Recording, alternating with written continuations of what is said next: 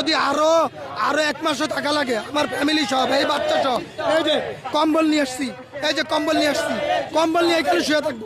হাদিবার বিচার ছাড়া এখান থেকে যাবো না। আমার এই বাচ্চা হাদি হবে ইনশাল্লাহ, এই বাচ্চা হাদি হবে, এই বাচ্চা হাদি হবে। মাদ্রাসা বন্ধ করে বলছে বাবা আমরা আন্দোলনে যাব। আশুলিয়া থেকে আজকে 3 দিন থেকে আসতেছি ফ্যামিলি সব, ফ্যামিলি সামনে আছে। বাচ্চারা মাদ্রাসা বন্ধ করে, মেয়েদের মাদ্রাসা বন্ধ করে এখানে একটাই আসার উদ্দেশ্য হলো হাদি ভাইয়ের বিচারের দাবি। হাদি ভাই মৃত্যুর আগে বলে গেছে যে অন্তত আমার মৃত্যুর পর অন্তত যাতে আমার বিচারটা করা হয়, আর কিচ্ছু দাবি নেই ভাই। আসি ভাই হাদি ভাইয়ের বিচারের দাবিতে, এই স্বরাষ্ট্র উপদেষ্টা হয় পদত্যাগ করুক, আর নাহলে হাদি ভাইয়ের বিচার করুক, কথা দুইটাই।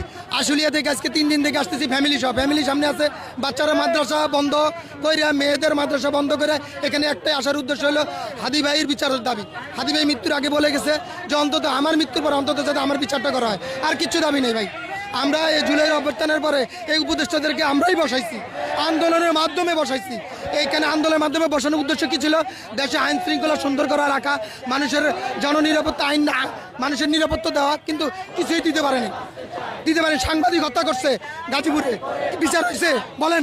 সাংবাদিককে টুকরা টুকরা করছে, বিচার হয়নি। তাহলে আজমিরেরও তো সাংবাদিক, তাহলে হাদি ভাইয়ের কি বিচার হবে বলেন?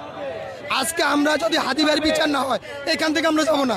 যদি আরো 1 মাসও টাকা লাগে আমার ফ্যামিলি সব এই বাচ্চা সব, এই যে কম্বল নিয়ে আসছি, এই যে কম্বল নিয়ে আসছি, কম্বল নিয়ে এখানে শুয়ে থাকবো।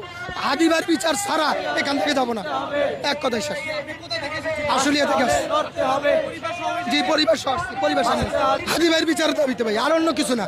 আমি হাদি ভাইয়ের ইমানি চেতনা এবং দেশের যে মহব্বত, ভালোবাসা, অনুপ্রেরণা, এগুলো আমাদেরকে ভিতরে, দিলের ভিতরে এমন একটা জিনিস তো যোগাইছে যে হাদি ভাইকে ভালোবাসার জন্য জীবন দেওয়া দিব।